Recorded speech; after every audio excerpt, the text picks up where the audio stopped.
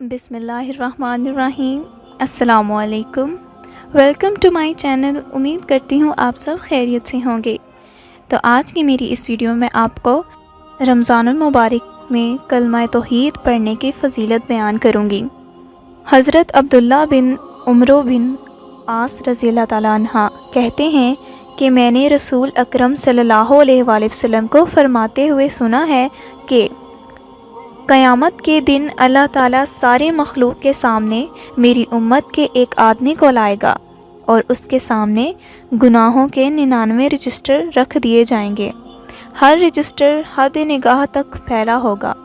پھر اللہ تعالیٰ اس آدمی سے پوچھے گا، تو اپنے ان اعمال میں سے کس کا انکار کرتا ہے؟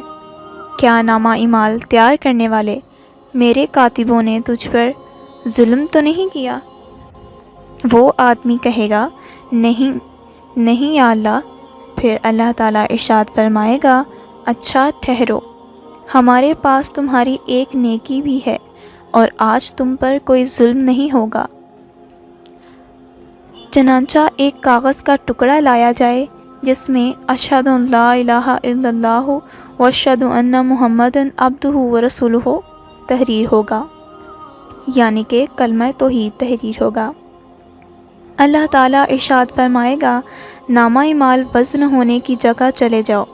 بندہ عرض کرے گا، یا اللہ، اس چھوٹے کاغذ کے ٹکڑے کو میرے گناہوں کے ڈھیر سے کیا نسبت ہو سکتی ہے؟ اللہ تعالیٰ ارشاد فرمائے گا، بندے، آج تم پر کوئی ظلم نہیں کیا جائے گا، یعنی ہر چھوٹے بڑے عمل کا حساب ضرور ہوگا۔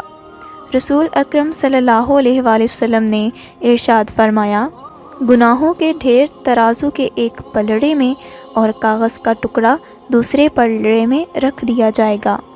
گناہوں کے رجسٹر ہلکے ثابت ہوں گے اور کاغذ کا ٹکڑا بھاری ہو جائے گا۔ پھر رسول اکرم صلی اللہ علیہ وآلہ وسلم نے ارشاد فرمایا، اللہ تعالیٰ کے نام سے زیادہ کوئی چیز بھاری نہیں ہو سکتی۔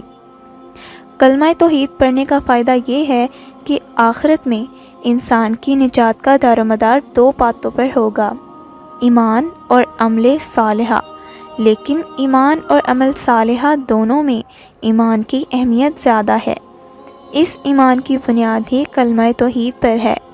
قیامت کے روز عقیدہ توحید کی موجودگی میں اعمال کی کوتاہیوں اور لغزشوں کی معافی تو ہو سکتی ہے، لیکن عقیدے میں بگاڑ، کافرانہ، مشرکانہ یا توحید میں شرک کی آمیزش کی صورت میں زمین و آسمان کی وسعتوں کے برابر بھی صالحہ اعمال بیکار ہوں گے۔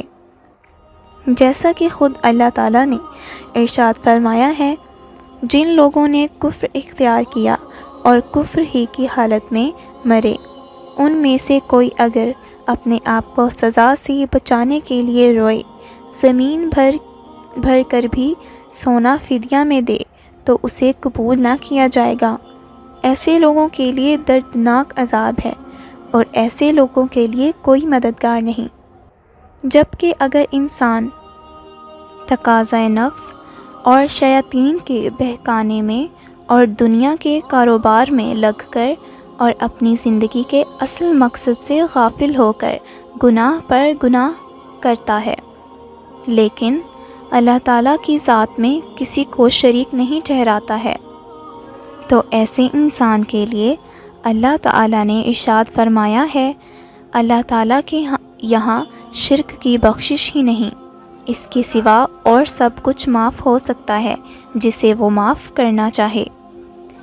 یہاں ایک اہم نقطے کو بہرحال اچھی طرح سمجھ لینا چاہیے کہ ایک اللہ تعالیٰ کی ذات پر ایمان لانے سے جنت میں جانے کی ضمانت کا مطلب ہرگز نہیں کہ وہ جیسے چاہے اعمال کرتا رہے اور وہ گناہوں کی سزا پائے بغیر سیدھا جنت میں چلا جائے گا، بلکہ حدیث کا مفہوم یہ ہے کہ عقیدہ توحید کا ماننے والا اپنے گناہوں کی سزا بھگتنے کے بعد یا اللہ تعالیٰ کی طرف سے گناہ معاف کیے جانے کے بعد جنت میں ضرور جائے گا، اور جس طرح مشرک کا دائمی ٹھکانہ جہنم ہے، اسی طرح عقیدہ توحید کے ماننے والے کا دائمی ٹھکانہ جنت ہوگا۔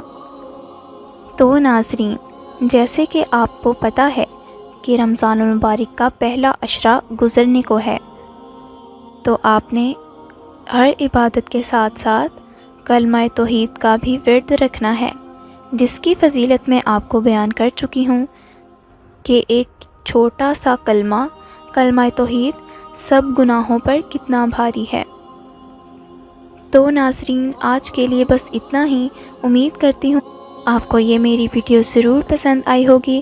اگر پسند آئی ہے تو ویڈیو کو لائک کریں، شیئر کریں، کمنٹ کر کے بتائیں کہ ویڈیو کیسی لگی، اور میرے اس چینل کو سبسکرائب کر دیں اور بیل آئیکن کو بھی پریس کر دیں تاکہ میری ہر نئی آنے والی ویڈیو آپ تک میسر ہو۔